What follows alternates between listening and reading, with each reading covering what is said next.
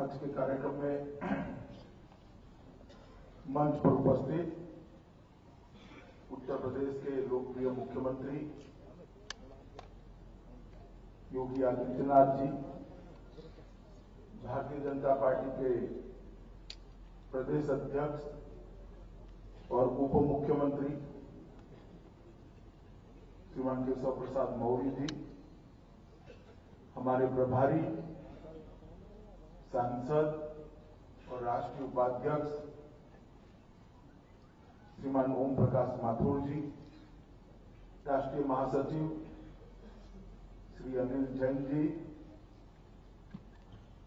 उप मुख्यमंत्री डॉक्टर दिनेश शर्मा जी, अभी जो संचालन कर रहे हैं ऐसे भारतीय जनता पार्टी उत्तर प्रदेश के नेता और विधायक श्री पंकज सिंह जी, हमारे राष्ट्रीय सह संगठन मंत्री श्रीमान शिव प्रकाश जी, मंच पर उपस्थित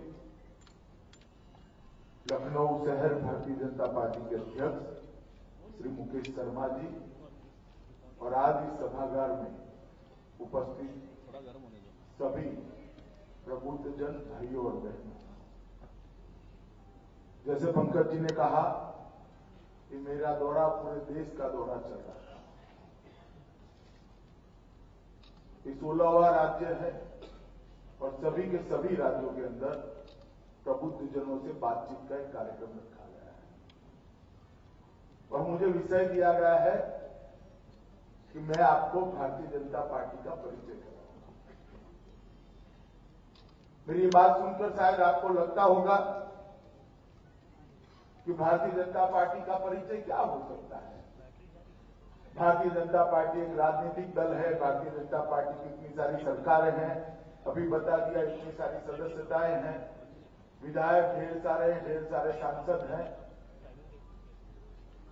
मगर भारतीय जनता पार्टी का परिचय देना इसलिए जरूरी है कि मित्रों, देश की राजनीति में जब देश की जनता को पार्टियों का परिचय नहीं होता है, पार्टी के कर्तृत्व का बोध नहीं होता है, तब अक्सर राजनीति में पार्टी चयन करने के अंदर गलती होने की संभावना है।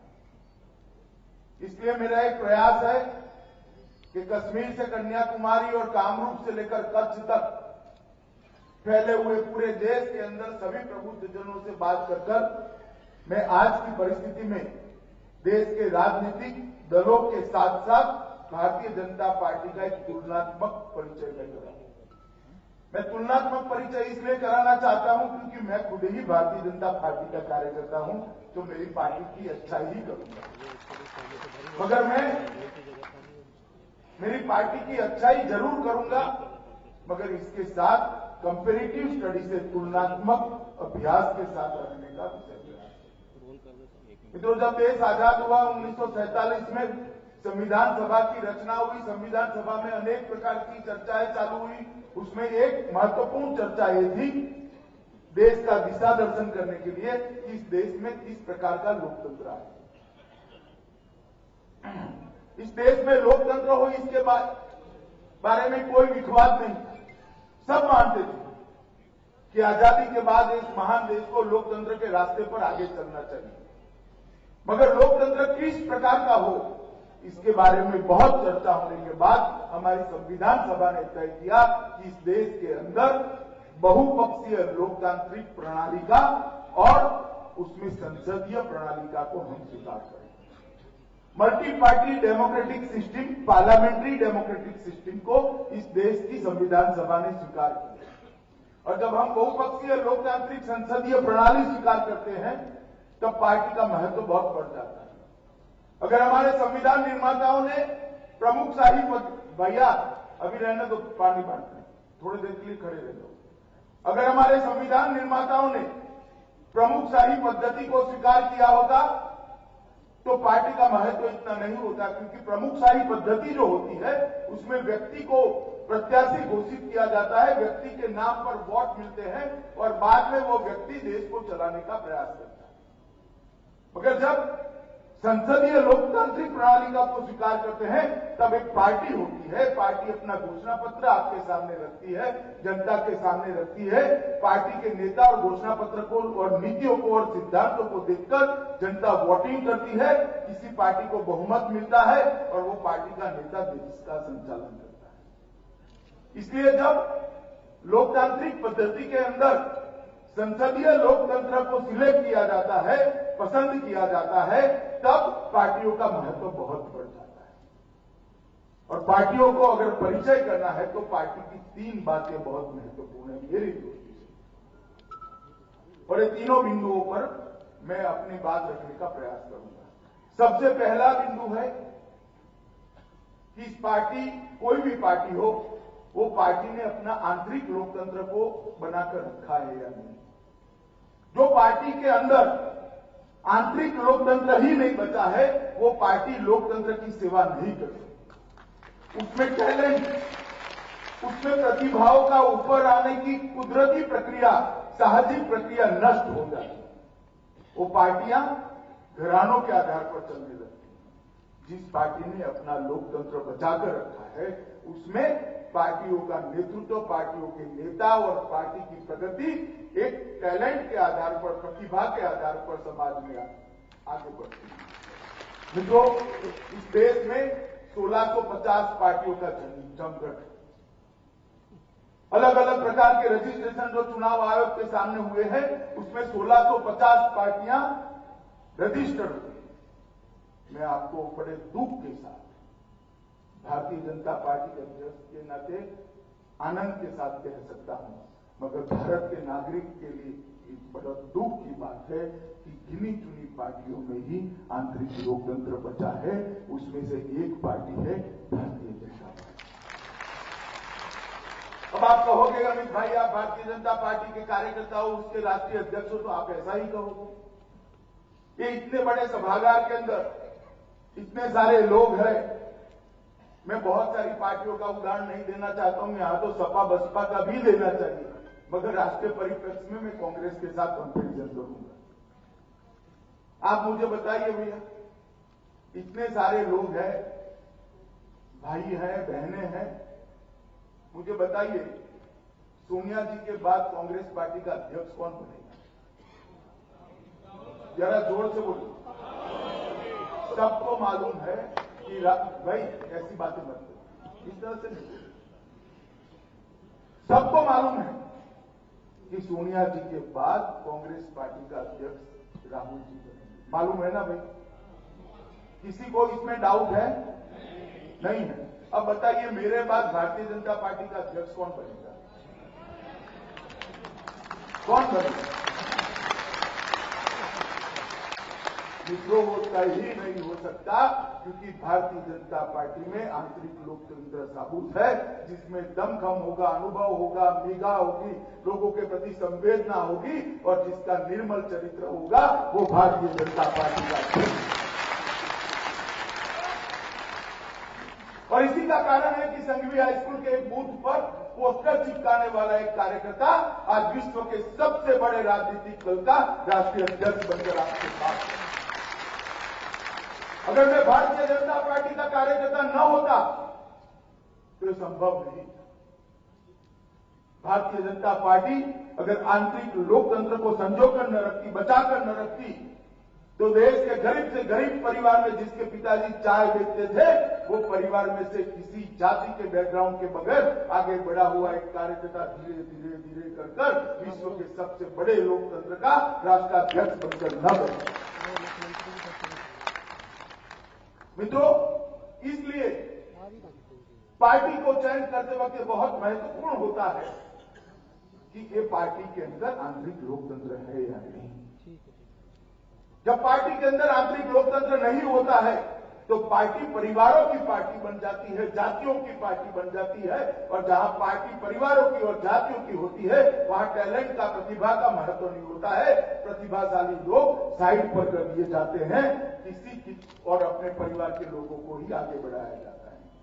इसलिए लोकतांत्रिक देश के लिए लोकतांत्रिक देश की जनता के लिए जब पार्टी चयन करे तब ये बहुत महत्वपूर्ण है कि पार्टी के अंदर आंतरिक लोकतंत्र है या नहीं है। कहीं ये पार्टी घरानेशाही की पार्टी तो नहीं है।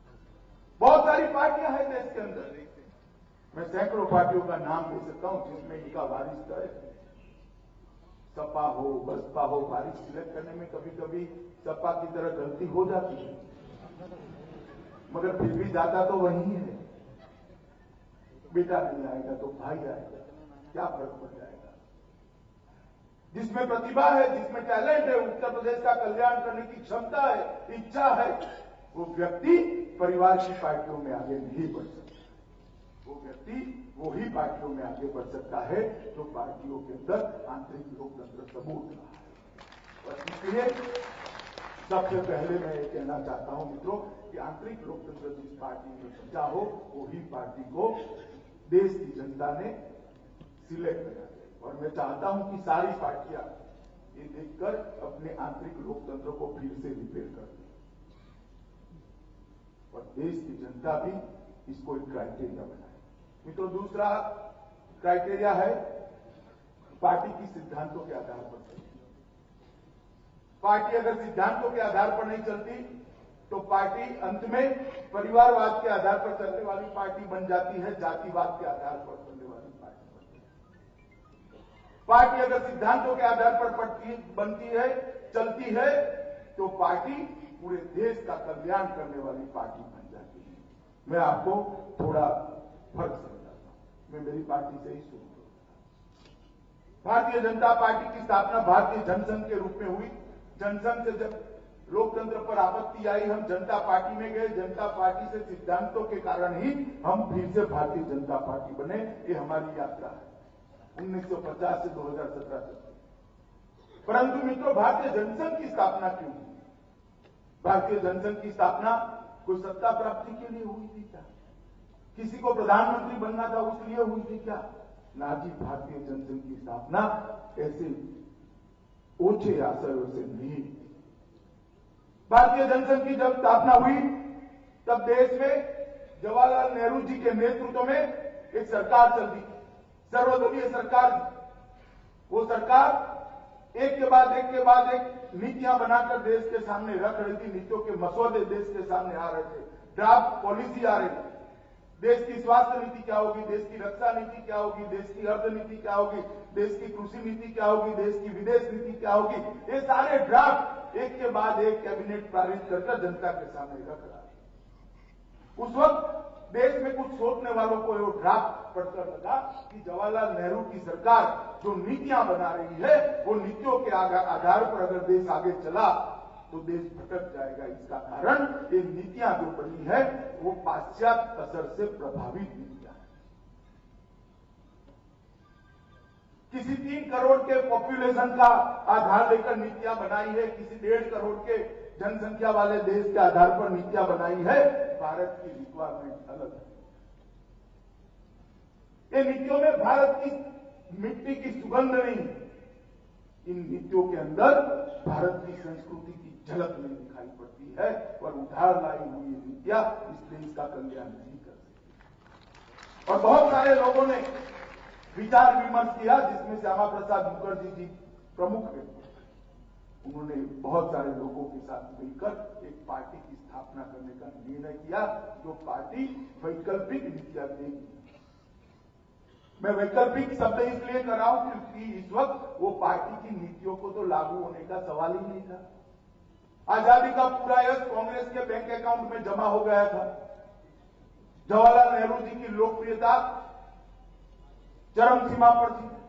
दूर दूर तक कोई और पार्टी को जीतने आने की संभावना नहीं थी। सरकार छोड़ो, एक आधा सदस्य जिताने के लिए भी दिक्कत आ जाए, इस प्रकार की स्थिति। उस वक्त जनसंघ की स्थापना करने वाले लोगों ने सोचा कि एक ऐसा पक्ष बनाना चाहिए, एक ऐसा दल बनाना चाहिए जो वैकल्पिक नीतियों का निर्माण करे। हो सकता है कि 25-50 साल के बाद देश वो नीतियों पर चले और देश फिर से प्रगति की ओर चल पड़े। मित्रों, गंतव्य स्थान होता है, गंतव्य स्थान में 2 राह आता है। 2 राह पर हम 3 ही मीटर की गलती करते हैं, दाहिनी ओर जाने की जगह बाईं ओर घूम जाते हैं और 50 किलोमीटर आगे जाते हैं तो गंतव्य से 100 किलोमीटर दूर जा रहे हैं। ये मोड़ जो होता है वो महत्वपूर्ण होता है देश के लिए। वो मोड़ वाले दिन थे कि देश की नीतियां बन गई और मित्रों उसी वक्त जनसंघ की स्थापना की वैकल्पिक नीतियों के देने के लिए। और इसीलिए हमारी तो पार्टी की स्थापना ही सिद्धांतों के कारण हुई है। अब कोई पूछेगा कि भाई कांग्रेस और भारतीय जनता पार्टी की नीतियों में क्या फर्क? बहुत लंबा बहस चल सकता है, मगर मैं एक ही वाक्य में हमेशा एक बात कहता हूं कि कांग्रेस और भारतीय जनता पार्टी की नीतियों के बीच में फर्क क्या है। जवाहरलाल नेहरू जी के नेतृत्व में जो सरकार बनी, जब सरकार ने नीतियां बनानी शुरू की, उसका मूल ये था कि इस देश का पुराना जो था वो कालबाह्य हो गया है, वो प्रासंगिक नहीं रहेगा, उसको तोड़ दो, फोड़ दो, फेंक दो। हमारी संस्कृति, हमारे संस्कार, हमारी सभ्यता, हमारा ज्ञान वो अब इस देश को बढ़ा नहीं सकता। उसकी जगह नवनिर्माण करो, नया निर्माण करो। और भारतीय जनता पार्टी, भारतीय जनसंघ मानता था कि हमारा जो पुराना था उसी ने इस देश को सोने की चिड़िया बनाया था, उसी ने इस देश को विश्व गुरु के स्थान पर दिखाया था। एक राजनीतिक परिस्थिति आ गई और हमें गुलामी के अंदर जाना पड़ा। हमारा जो है श्रेष्ठ है, उसमें काल के हिसाब से, समय के हिसाब से जो परिवर्तन करना है वो परिवर्तन कर कर उसी के आधार पर देश का पुनर्निर्माण करना चाहिए। मित्रों, कांग्रेस देश का नवनिर्माण करना चाहती थी, भारतीय जनसंघ देश का पुनर्निर्माण करना चाहता था। ये नवनिर्माण और पुनर्निर्माण दो शब्दों के बीच में दोनों पार्टियों के सिद्धांतों का फर्क है। उस वक्त कांग्रेस में भी दूर दूर तक भ्रष्टाचार का सवाल नहीं था, देशभक्ति की कोई ओट नहीं थी। केवल ये दो सिद्धांतों के कारण इस देश को किस रास्ते पे आगे चलना है, हमारी हजारों साल पुरानी पुरातन संस्कृति के आधार पर आगे बढ़ना है या नए विचारों के साथ आगे बढ़ना है। यही विचार के कारण भारतीय जनता पार्टी की स्थापना होती है। और हमें जब पूछते हैं कि भाई भारतीय जनसंघ और भारतीय जनता पार्टी के सिद्धांत क्या है, तो मैं थोड़ा उल्टा पूछना चाहता हूं कि कांग्रेस पार्टी के सिद्धांत क्या है। क्योंकि मित्रों, कांग्रेस की स्थापना हुई थी, एक अंग्रेज ने कांग्रेस की स्थापना की थी और बहुत समय के बाद कांग्रेस आजादी का एक आंदोलन बनी। कांग्रेस के अंदर समाजवादी भी आजादी के लिए जुड़े, साम्यवादी भी जुड़े, राइटिस्ट भी जुड़े, लेफ्टिस्ट भी जुड़े, स्वामी श्रद्धानंद और मदन मोहन मालवीय भी जुड़े, मौलाना भी जुड़े। सारे लोग जिसको आजादी चाहिए थी, वो सारे कांग्रेस के अंदर जुड़ गए। कांग्रेस आजादी प्राप्त करने का एक आंदोलन बना। कांग्रेस एक निश्चित विचारों के आधार पर, सिद्धांतों के आधार पर बनने वाली पार्टी नहीं, इसलिए कभी इसके सिद्धांतों की व्याख्या ही नहीं, कभी नहीं हुई। मगर भारतीय जनता पार्टी ने भारतीय जनसंघ बनाते वक्त हमारे सिद्धांतों की व्याख्या कर दी। मित्रों, कि हमारे सिद्धांत है सांस्कृतिक राष्ट्रवाद के आधार पर ये पार्टी आगे बढ़े। राष्ट्रवाद के साथ संस्कृति को जोड़कर इस देश में राष्ट्रवाद की एक नई परिभाषा सांस्कृतिक राष्ट्रवाद के आधार पर एक पार्टी आगे बढ़ेगी तय की गई। और आर्थिक दृष्टि से बहुत बड़ी बातें की जा सकती है, मगर मैं बहुत कम समय में कहना चाहता हूं, अंत्योदय के आधार पर ये भारतीय जनसंघ आगे बढ़ेगा। अंत्योदय का मतलब है विकास की कतार में सबसे अंतिम जो खड़ा है उसको विकास की कतार में सबसे आगे खड़े हुए व्यक्ति को बरोबर करने का प्रयास करना, सम विकास करना, उसको अंत्योदय का विकास का मॉडल कैसा होता है? अंत्योदय का विकास का मॉडल ऐसा होता है मित्रों, जिसमें सर्वस्पर्शीय वो मॉडल है, सर्व को स्पर्श करता है, समाज के हर अंग उपांग को स्पर्श करने वाला है और सर्व समावेशक है, उसमें सबका समावेश भी होता है। एक सर्वस्पर्शीय सर्व समावेशक विकास के अंत्योदय आधारित मॉडल के आगे बढ़ाने का काम भारतीय जनसंघ ने किया और उसी के कारण भारतीय जनता पार्टी जनसंघ से जनता पार्टी के आंदोलन यात्रा में जितने भी आंदोलन हुए वो सारे के सारे आंदोलन आप देख लीजिएगा, किसी व्यक्ति के लिए नहीं। भारतीय जनता पार्टी के कार्यकर्ता कभी अस्थि कलश लेकर किसी के सामने नहीं गए। भारतीय जनता पार्टी के कार्यकर्ता नेताओं के सामने लेकर नहीं गए। हम गए, कच्छ बचाने के लिए कच्छ आंदोलन किया, हैदराबाद बचाने के लिए हैदराबाद आंदोलन किया, गोवा को बचाने के लिए गोवा आंदोलन किया, गौ हत्या पर प्रतिबंध का आंदोलन किया, राम जन्मभूमि का आंदोलन किया, धारा 370 हटाने के लिए आंदोलन किया और भ्रष्टाचार से मुक्त देश को बचाने के लिए आंदोलन किया। जितने भी राष्ट्रीय आंदोलन हुए वो सारे के सारे राष्ट्रीय समस्या को उजागर करने के लिए किए। ये फर्क होता है, कोई पार्टी व्यक्तियों के आधार पर चलती है, कोई पार्टी राष्ट्रवाद के आधार पर चलती है, तो किस प्रकार से देश में आंदोलन होते हैं मित्रों। और इसका तीसरा पहलू है कि अगर पार्टी सरकार में आती है तो इसकी सरकारें कैसी चलती हैं। 70 साल की आजादी के बाद इस देश ने अपनी लोकतांत्रिक यात्रा में 4 प्रकार की सरकारें देखी। पहले तो कांग्रेस पार्टी की सरकारें जो राज्यों में भी बनी, केंद्र में भी बनी और लंबे अरसे तक सुवांग मतलब पंचायत से लेकर पार्लियामेंट तक पूरा शासन कांग्रेस पार्टी का रहा।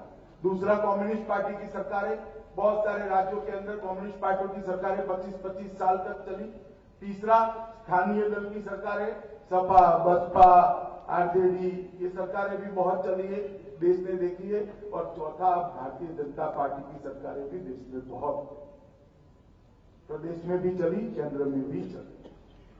मेरा इस सभागार में बैठे हुए सारे प्रबुद्धजनों को निवेदन है कि चारों प्रकार की सरकारों के आंकड़े आज के जमाने में इंटरनेट पर उपलब्ध होते हैं, वेबसाइट पर उपलब्ध होते हैं, उसका कंपेरेटिव स्टडी करना चाहिए। कांग्रेस की सरकारों में विकास हुआ क्या? कम्युनिस्ट सरकारों में जो गरीबों का नाम लेकर बनी, आज सबसे ज्यादा गरीबी बंगाल में है, केरल में। विकास हुआ क्या? स्थानीय दल की सरकारें बनी हुई है, वहां विकास हुआ क्या? और भारतीय जनता पार्टी की सरकारें जहां बनी वहां विकास हुआ। अभ्यास आप जब करेंगे तब आपको आश्चर्यजनक परिणाम निकलेंगे। मगर मैं एक बात, एक उदाहरण से आपको बताना चाहता हूं। 80 के दशक में एक शब्द प्रयोग आया था, बीमारू स्टेट, और वो बीमारू स्टेट शब्द प्रयोग हुआ था एडमिनिस्ट्रेशन में फाइनेंशियल इंडिसिप्लिन, वित्तीय अव्यवस्था और विकास जहां नहीं हुआ है, दोनों को मिलाकर बीमारू स्टेट शब्द प्रयोग करा। जो राज्य सरकारें अपनी जिम्मेदारियों का निर्वहन नहीं कर पाई और जिन्होंने वित्तीय अनियमितताओं को बढ़ावा दिया, फाइनेंशियल डिसिप्लिन को तोड़ा, उसको बीमारू स्टेट का शब्द प्रयोग किया गया था। और बीमारू स्टेट कौन थे? बीआई से बिहार था, एम से मध्य प्रदेश था, आर से राजस्थान था और यू से उत्तर प्रदेश था। अब हमने ये बीमारू स्टेट का 85 से लेकर 2015 मतलब 20 साल में हमने इसका अभ्यास करा। मध्य प्रदेश में भारतीय जनता पार्टी की सरकार बनी। मध्य प्रदेश और छत्तीसगढ़ में आज मध्य प्रदेश बीमारू स्टेट के बाहर है, एक विकसित राज्य कर हर गांव में 24 घंटा बिजली मिलती है और 10% से ज्यादा कृषि विकास दर के साथ मध्य प्रदेश आगे बढ़ा हुआ है।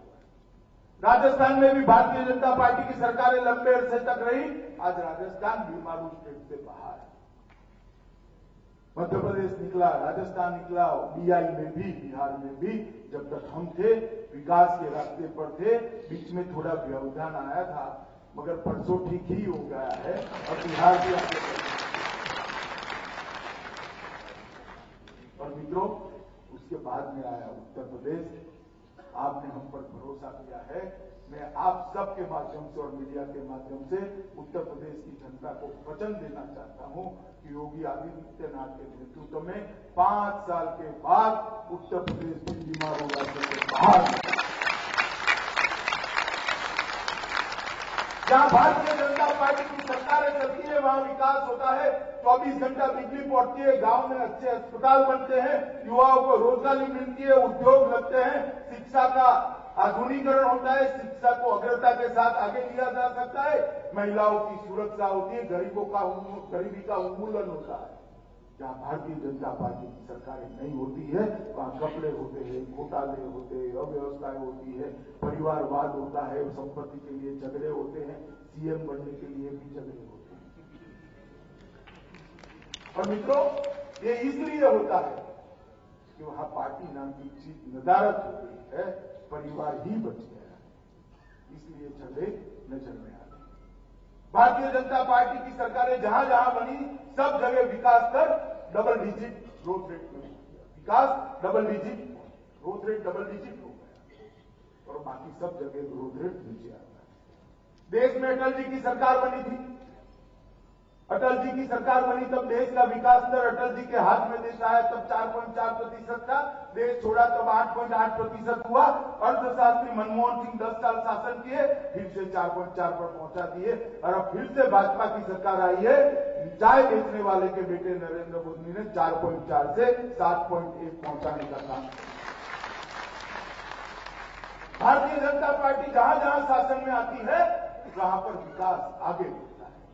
और मित्रों, इसीलिए मैं कहता हूं कि 3 पैरामीटर आंतरिक लोकतंत्र जीवित रहना चाहिए। एक, दूसरा पार्टी सिद्धांतों के आधार पर चलनी चाहिए। 2, और तीसरा पार्टी की सरकारें राज्य और देश का विकास करने वाली होनी चाहिए। ये तीनों पैरामीटर्स पर मैं मानता हूं भारतीय जनता पार्टी आगे बढ़ी है।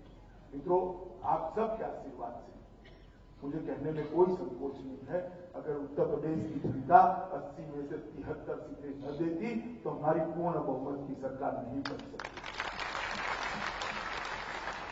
अब देश में भारतीय जनता पार्टी की पूर्ण बहुमत की सरकार है और श्री नरेंद्र मोदी देश का नेतृत्व कर रहे हैं, देश का सम्मान दुनिया में बढ़ा रहे हैं। इसका कारण अगर कोई एक मुख्य है तो उत्तर प्रदेश की जनता का आशीर्वाद।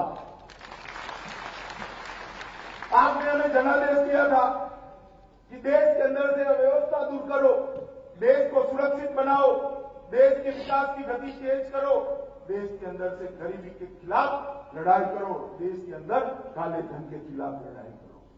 ये जनादेश का नरेंद्र मोदी सरकार ने 100% पालन किया है। एक ऐसी सरकार थी 10 साल तक जिसका हर महीने घपला, घोटाला, भ्रष्टाचार बाहर आता था। 12 लाख करोड़ रुपया के भ्रष्टाचार देश के अंदर उजागर हो चुके थे।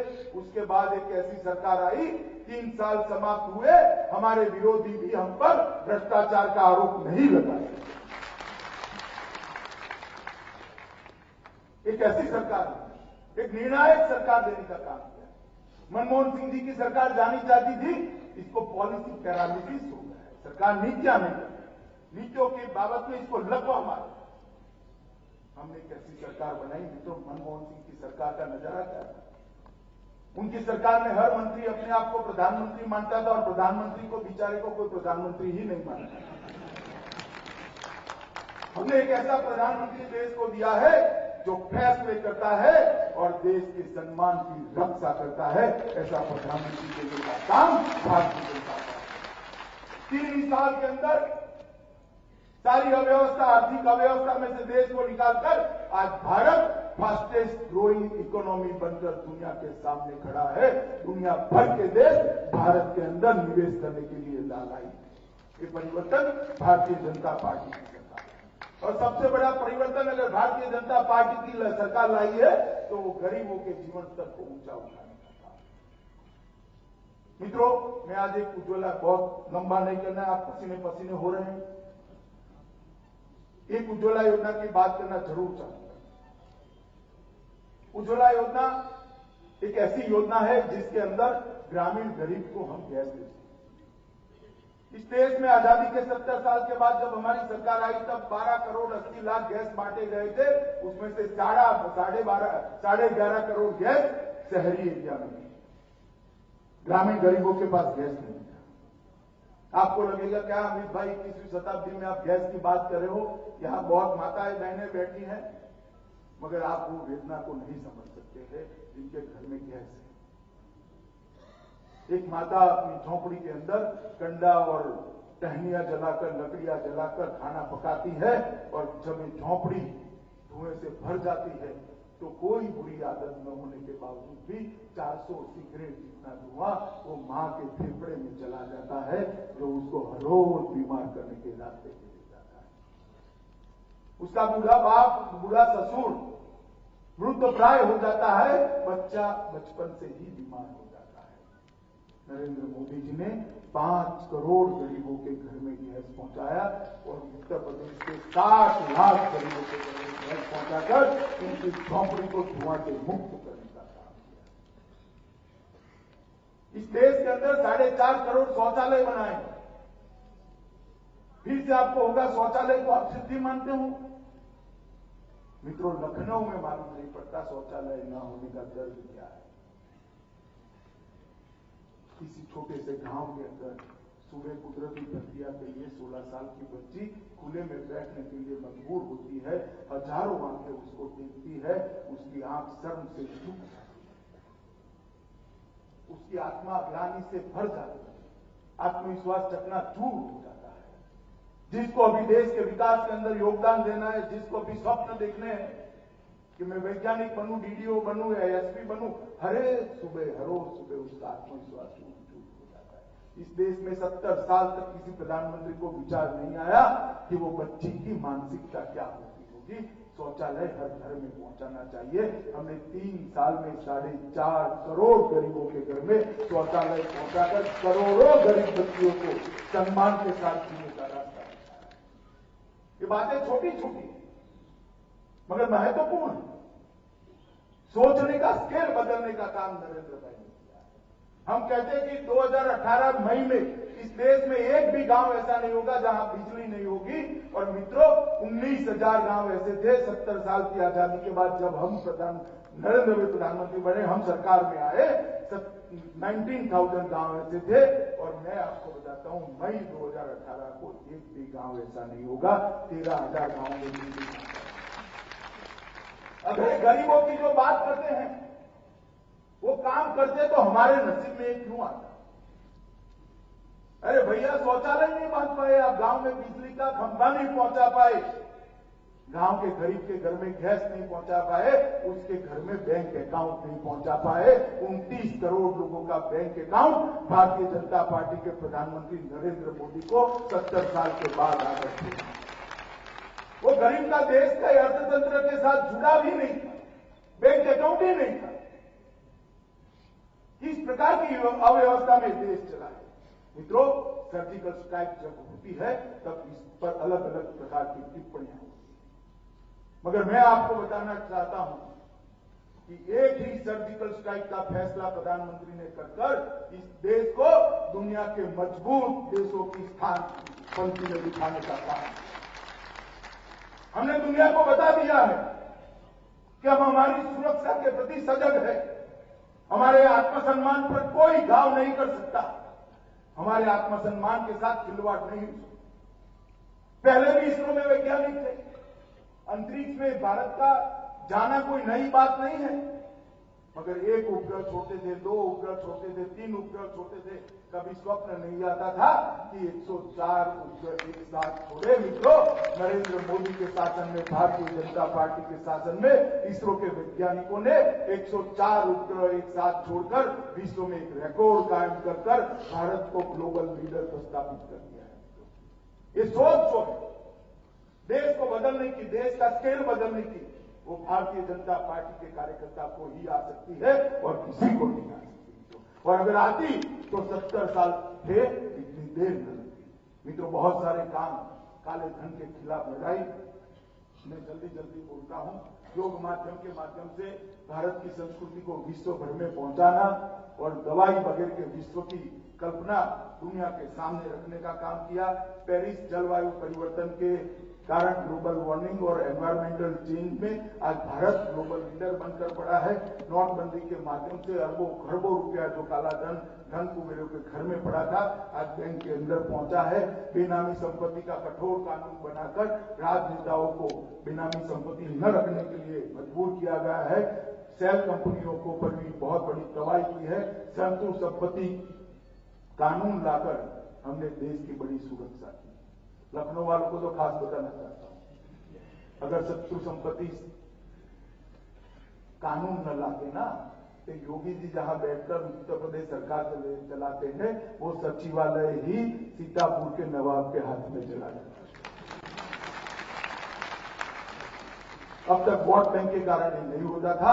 भारतीय जनता पार्टी ने कड़ाई के साथ कर अरबों खरबों रुपया की बचाव किया है। जेनरिक दवाओं के माध्यम से गरीबों को सस्ती दवाई देने का काम किया है। भीम ऐप के माध्यम से डिजिटल ट्रांजैक्शन की दुनिया में भारत को बहुत आगे बढ़ाने का काम किया है। हृदय के अंदर अगर स्टेंट रखना है तो 50,000 से 1.5 लाख का खर्च होता था, अब 7,000 से 40,000 के खर्च के अंदर गरीब अपने हृदय का इलाज करा पाए, इस प्रकार की व्यवस्था के लिए तो ढेर सारी मैं बताते थक जाऊं उसने काम भारतीय जनता पार्टी की सरकार ने किया। उत्तर प्रदेश के लिए क्या किया है, बहुत सारे काम हुए, वो भी मैं कल प्रेस वार्ता के माध्यम से बताने वाला हूं। मगर नरेंद्र मोदी सरकार ने 3 साल के अंदर 106 योजनाएं लाकर देश के गरीब के लिए, देश के पिछड़े समाज के लिए, आदिवासी के लिए, दलित के लिए, महिलाओं के लिए, किसान के लिए और गांव के लिए आगे बढ़ने का रास्ता प्रशस्त किया। 106 योजनाओं की सूची मेरे पास है। मैं गर्मी में आपको बिठा रखना नहीं चाहता, इसलिए मैं जोर से सूची को पढ़ता हूं। आपको भरोसा आ जाए तब ताली बजा देना, मैं रुक जाऊंगा, ठीक है? पढ़ू जोर से, अभी मत बजाओ भाई, सुनो तो। मैं जोर से पढ़ता हूं। प्रधानमंत्री जनधन योजना, आवास योजना, सुकन्या समृद्धि योजना, मुद्रा बैंक योजना, जीवन ज्योति योजना, सुरक्षा योजना, अटल पेंशन योजना, मेक इन इंडिया, स्वच्छ भारत अभियान, अभी कितने 11 तक पहुंचा हूं। 106 योजनाएं देश के कल्याण के लिए 3 साल के अंदर बनाकर उसको नीचे तक पहुंचाने का काम किया है। अब तक आपको फायदा नहीं मिलता था क्योंकि यूपी सरकार में जो ट्रांसफॉर्मर था ना वो जल गया था। अब आपने ट्रांसफॉर्मर बदल दिया है, योगी जी को मुख्यमंत्री बनाया है। 106 की 6 योजनाएं उत्तर प्रदेश के घर घर तक पहुंचने का रास्ता मिलता है। मित्रों, मैंने मेरी बात संक्षिप्त में रखने का प्रयास किया है। मेरा आप सबसे इतना ही निवेदन है, महिलाएं जब एक जमाने में मटके का हम पानी पीते थे, अब तो खैर फ्रीज और बॉटल्स आ गए हैं, मगर मटके का पानी जब पीते थे और मटका लेने के लिए महिलाएं जाती थी तो उसको टकोरा लगाकर देखती थी ना, पक्का है या कच्चा है। बहने देखते थे या नहीं देखते थे? तो 20 रुपए के मटके को 5 बार टकोरा लगाते हो। पूरे देश की सरकार बनाने वाली पार्टी को टकोरा लगाकर पसंद करना, इतनी बात कर मैं मेरी बात को समाप्त करता हूं। भारत माता की जय।